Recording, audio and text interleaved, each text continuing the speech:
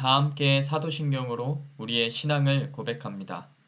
전능하사 천지를 만드신 하나님 아버지를 내가 믿사오며 그 외아들 우리 주 예수 그리스도를 믿사오니 이는 성령으로 잉태하사 동정녀 마리아에게 나시고 본디오 빌라도에게 고난을 받으사 십자가에 못 박혀 죽으시고 장사한 지 사흘 만에 죽은 자 가운데서 다시 살아나시며 하늘에 오르사 전능하신 하나님 우편에 앉아 계시다가 저리로서 산자와 죽은 자를 심판하러 오시리라.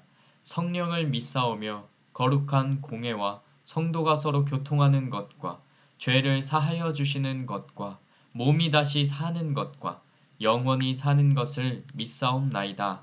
아멘.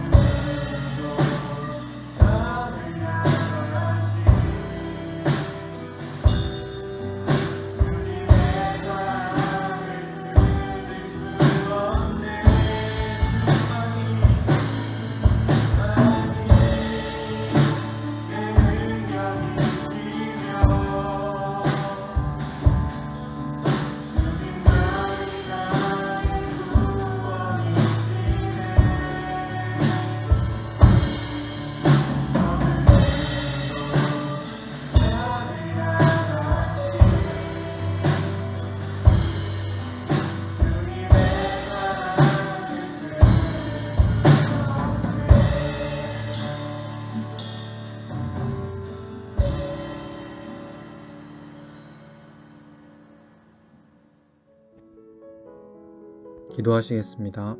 하나님 아버지 감사합니다. 이렇게 2월 첫 주도 예배드리게 하심에 감사드립니다. 코로나로 인해 각자의 자리에서 예배드리지만 현장에서 예배드리는 것처럼 예배에 집중할 수 있도록 도와주세요. 오늘 예배 이후에 온라인으로 공과가 진행됩니다. 많은 친구들이 참가하여 함께 주님의 말씀을 나누는 시간 될 수 있도록 도와주세요. 찬양을 준비하는 선생님들, 각자의 자리에서 예배를 위해 헌신하는 선생님들이 있습니다. 선생님들의 삶 가운데 함께 하셔서 마음 지킬 수 있게 도와주세요. 오늘 예배를 위해 기도합니다. 오늘 말씀 전하시는 이승영 전도사님과 함께 하셔서 친구들이 하나님께 온전히 마음 드릴 수 있는 시간 될 수 있게 도와주세요. 오늘 예배 가운데 함께 하실 줄 믿사오며 사랑이 많으신 예수님의 이름으로 기도드립니다. 아멘.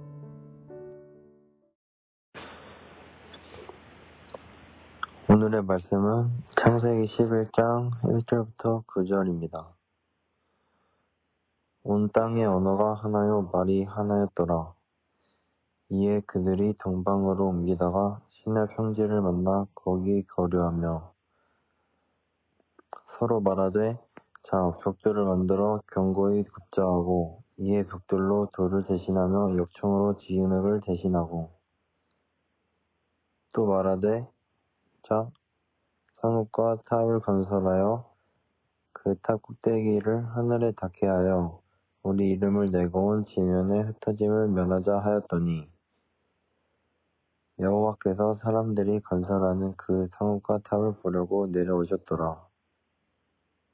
여호와께서 이르시되 이 무리가 한 족속이요 언어도 하나이므로 이같이 시작하였으니 이후로는 그 하고자 하는 일을 막을 수 없으리로다. 자, 우리가 내려가서 거기서 그들의 언어를 혼잡하게 하여 그들이 서로 알아듣지 못하게 하자 하시고 여호와께서 거기서 그들을 온 지면에 흩으셨으므로 그들이 그 도시를 건설하기 그쳤더라. 그러므로 그 이름을 바벨이라 하니 이는 여호와께서 거기서 온 땅의 언어를 혼잡하게 하셨음이니라. 여호와께서 거기서 그들을 온 지면에 흩으셨더라. 아멘.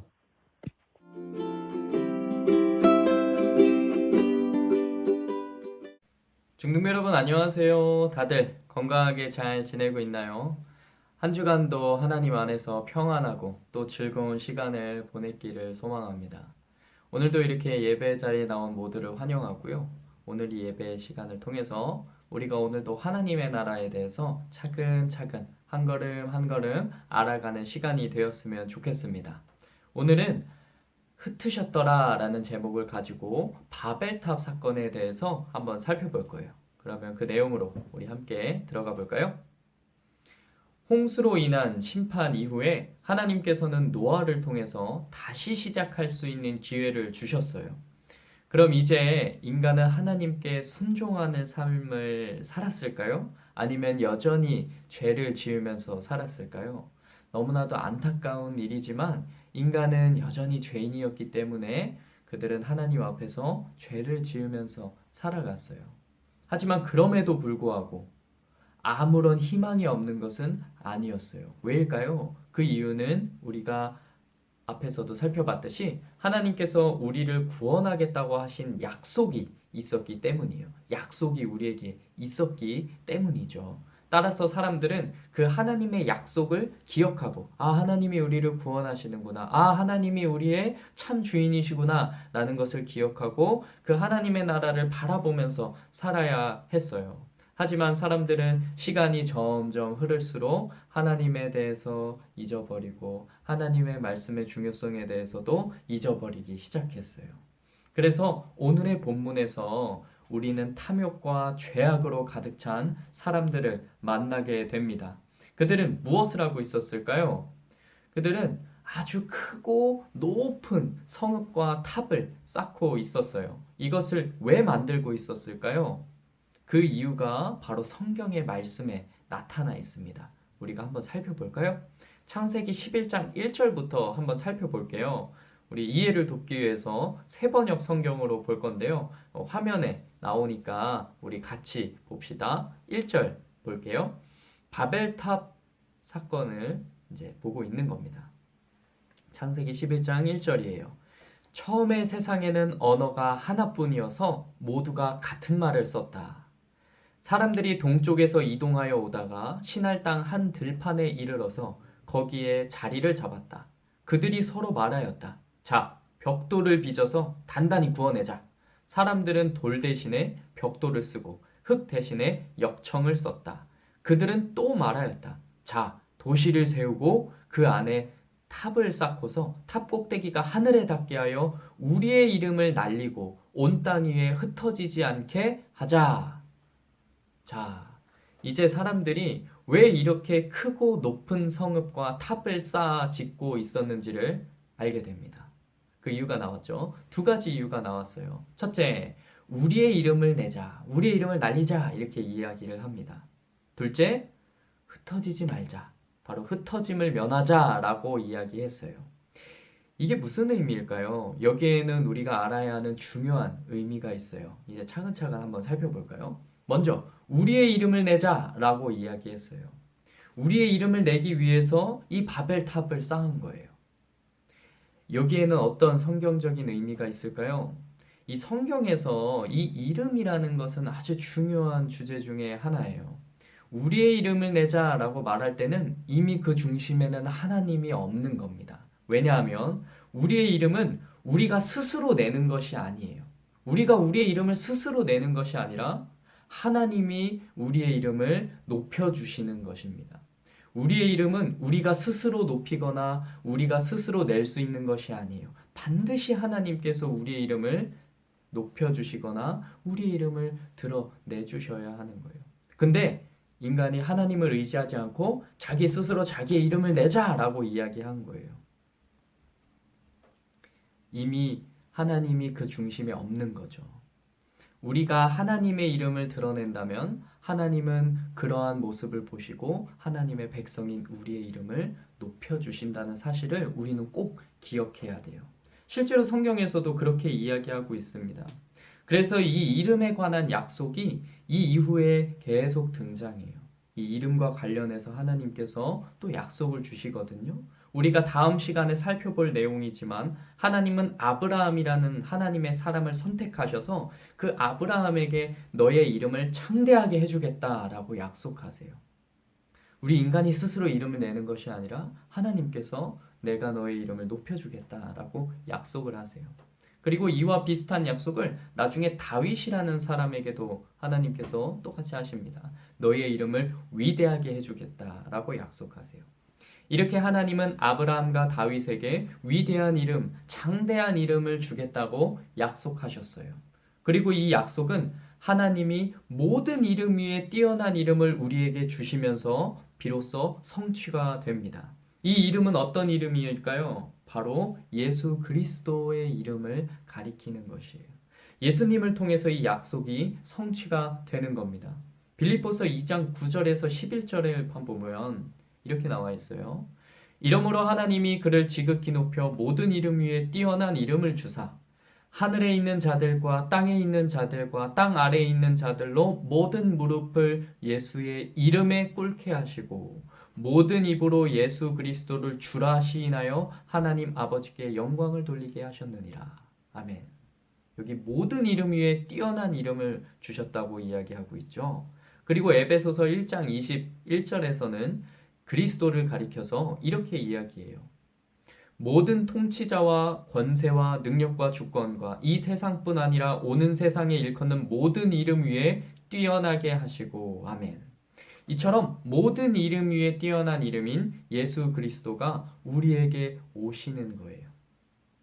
그리고 결국 이 그리스도의 이름, 이 위대한 이름을 바로 우리에게 주십니다. 요한계시록 14장 1절이에요. 또 내가 보니 보라 어린 양이 시온산에 섰고 그와 함께 14만 4천이 서 있는데 그들의 이마에는 어린 양의 이름과 그 아버지의 이름을 쓴 것이 있더라. 아멘. 여기서 14만 4천은 구원받은 성도들을 의미하는 상징적인 숫자입니다. 그리고 어린 양, 바로 예수님을 이야기하는 거죠. 그리고 아버지는 성부 하나님을 뜻해요. 그러니까 우리 그리스도인들은 모두 예수님의 이름을 받은 사람들이라는 뜻입니다. 하나님께서 우리의 이름을 창대하게, 위대하게 해주겠다고 약속하셨는데 이 이름은 결국 위대하고 모든 이름 위에 뛰어난 그리스도의 이름이 우리에게 주어지면서 성취가 되는 거예요. 우리가 우리의 힘으로 우리의 이름을 내는 것이 아니라 오늘 바벨탑을 지었던 그 사람들처럼 우리가 우리의 이름을 내자! 이렇게 하는 것이 아니라 하나님께서 우리의 이름을 그리스도와 함께 높여주시는 겁니다. 오늘의 바벨탑 사건을 한번 다시 생각해 볼까요? 여기 나타나는 우리 인간의 죄는 무엇이었을까요? 하나님을 의지하지 않고 스스로 자기의 이름을 높이려고 했던 것이 바로 죄였어요. 즉, 나의 중심에 하나님이 아니라 누구를 둔 거예요? 자기 자신을 둔 것이죠. 이것을 한 단어로 뭐라고 할까요? 바로 교만이라고 합니다. 교만. 교만은 다른 것이 아니에요. 나의 중심에 하나님이 아닌 다른 것을 둔, 나를 둔 것. 그것을 교만이라고 이야기합니다. 그런데 우리는 이 교만의 죄를 앞서 다룬 적이 있어요. 혹시 기억하고 계시나요? 중심에 하나님이 아니라 바로 나 자신을 두는 죄를 범했던 사건이 있었는데 다들 생각났죠? 바로 선과 악을 알게 하는 나무의 열매를 먹은 사건이었죠. 이건 역시 교만이었어요. 왜? 하나님이 삶의 중심에 있던 것이 아니고 삶의 중심에 누구를 둔 거예요? 자기 자신을 둔 거예요. 판단의 기준이 하나님이 아니라 자기 자신이 판단의 기준이 되었던 거예요. 바로 하나님의 말씀에 불순종하게 되는 결과를 낳게 됩니다. 이것이 바로 교만의 죄예요. 오늘 본문의 바벨탑 사건 역시 하나님을 삶의 기준으로 두지 않은 교만의 죄를 지은 사건입니다. 우리 중등부 여러분, 우리가 우리 가운데, 우리 마음 가운데에 교만이 있다면 어떤 것이 있을지 한번 고민해 봤으면 좋겠어요. 한번 생각해 보면 좋겠습니다. 여러분의 삶의 중심에는 과연 하나님이 있나요? 아니면 다른 것이 있나요? 나 자신이 있진 않은지, 아니면 내가 다른 곳에 더 관심을 많이 가지고 있지는 않은지 한번 고민을 해봤으면 좋겠습니다.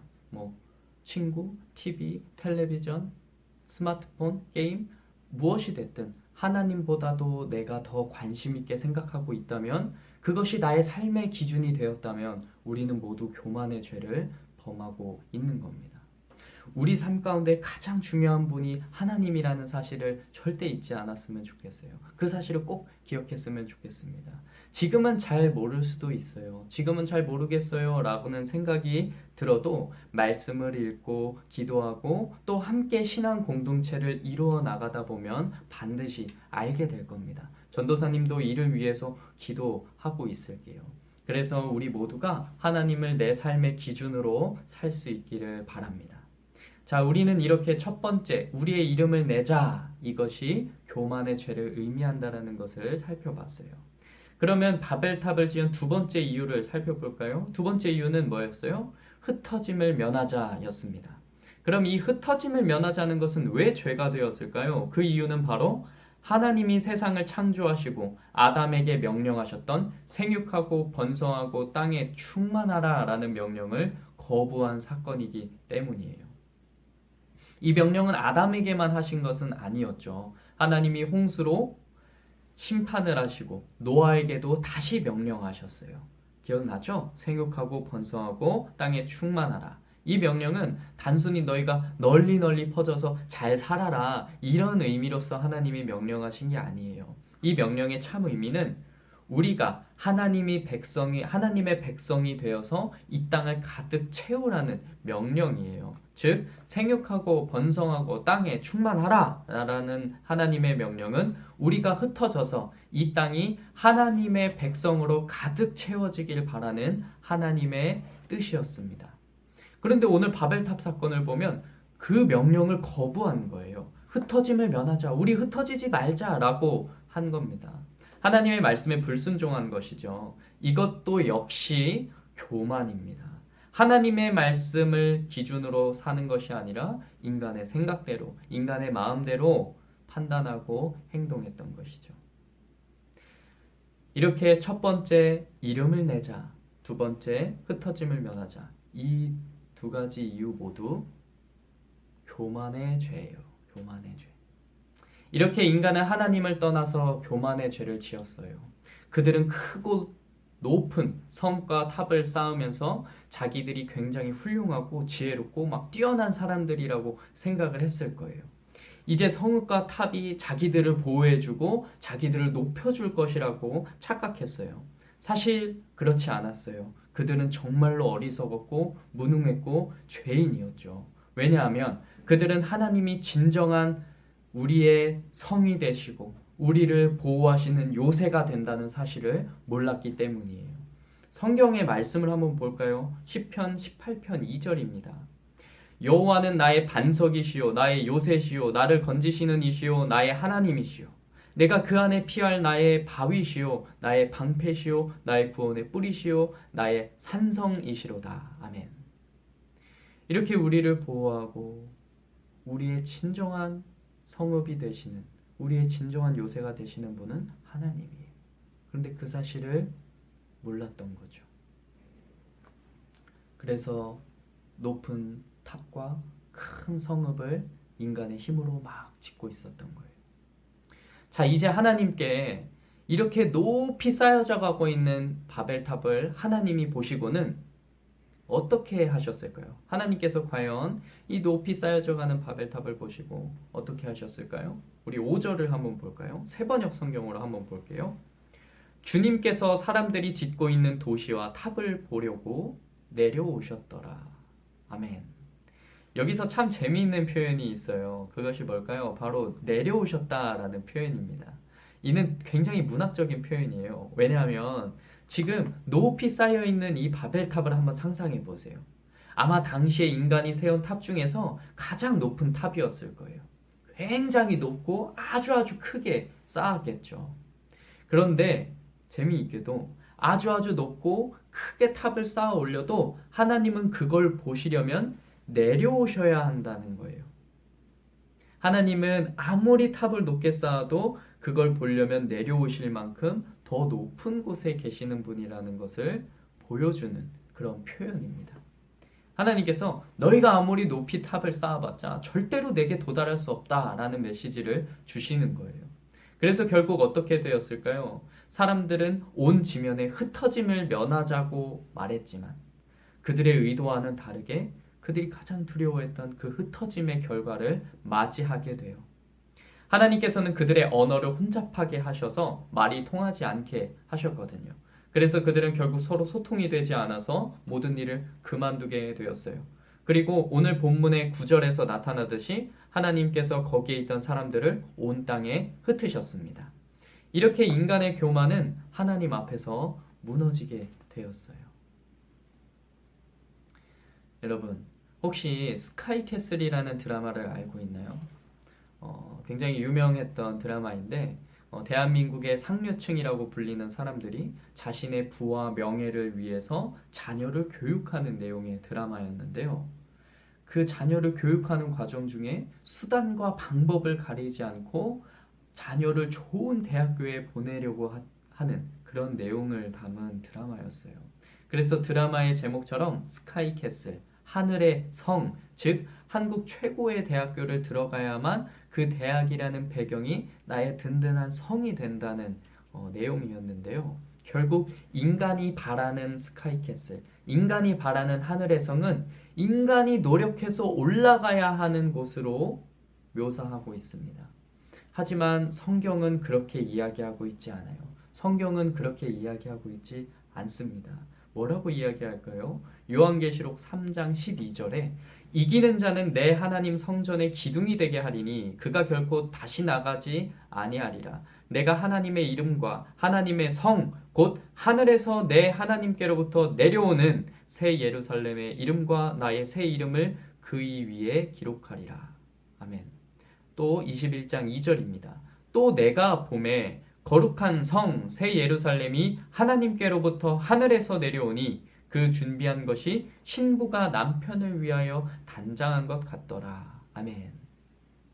여기서 반복되는 표현이 있죠. 뭘까요? 하나님의 성, 하늘의 성은 하나님께로부터 하늘에서 내려온다라는 표현이에요. 그러니까 진정한 하늘의 성은 인간이 노력해서 올라가는 것이 아니라 하나님께로부터 이 땅에 내려오는 것이라는 뜻입니다. 우리가 올라가는 것이 아니에요. 우리가 탑을 높이 쌓고 우리의 이름을 내자, 우리가 흩어짐을 면하자 라고 하는 것이 아닙니다. 진정한 하늘의 성은, 하나님의 성은 하늘에서부터 우리에게 내려오는 것이에요. 하나님의 나라는 우리에게 은혜로 베풀어지는 것입니다. 그러니까 우리가 할 것은 무엇일까요? 교만하지 않고 내 중심에 나를 두는 교만을 이제는 던져버리고 내 중심에 하나님을 두고 하나님의 말씀에 순종하며 내 삶의 기준을 오직 하나님으로 삼는 것입니다. 오늘의 바벨탑을 쌓았던 어리석은 인간들처럼 교만함에 빠져서 이름을 내자, 흩어짐을 면하자, 스스로 탑을 높게 쌓아서 인간이 올라가려고 하는 것이 아니라 하나님의 말씀에 순종하고 하나님의 말씀을 기억하고 하늘에서 내려오는 하나님의 성, 하나님의 나라, 이것을 소망하며 기다리는 우리가 되어야 합니다.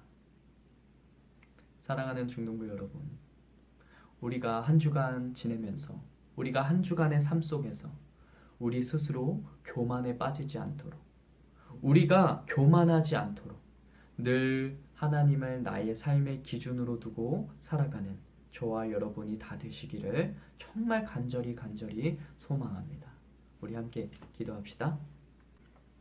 하나님, 오늘도 예배합니다.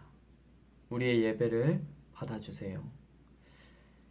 내 삶의 참 주인이시고 참 소망이신 하나님을 의지합니다. 내가 다른 어떤 것도 나 자신도 내 삶의 기준으로 삼지 않고 오직 하나님의 말씀을 내 삶의 기준으로 삼을 수 있도록 도와주세요.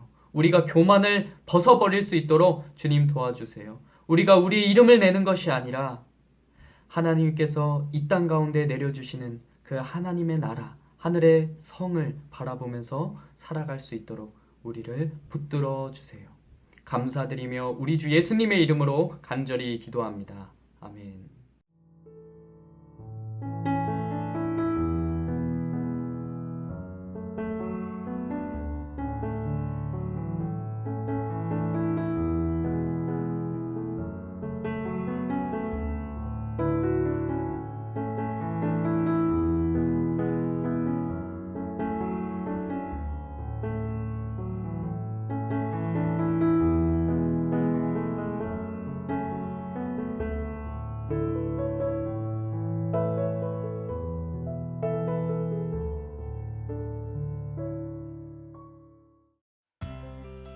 2월 7일 주일 예배 광고 전해드립니다.